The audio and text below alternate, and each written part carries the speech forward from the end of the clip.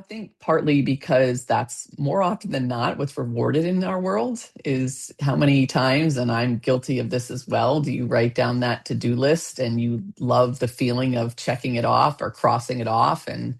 that activity, and you've heard me say this, activity doesn't always equal productivity, but that activity, and I'm sure there's some kind of chemical reaction in your body that makes you feel happy and fulfilled in those moments, are what drives much of our culture from a societal perspective. And so that is oftentimes what gets rewarded. But the reality is that,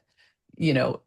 and that still is going to be critically important, but your ability to know that you're doing the right types of activities is based on the types of analysis and the thinking and the process that you go through in order to ensure that you are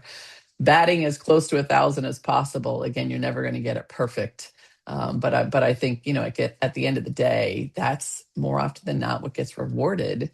is the number of to-dos you checked off the list, and versus like how much time did you actually take to reflect on, is that the right to-do list to in fact dedicate and invest your time in?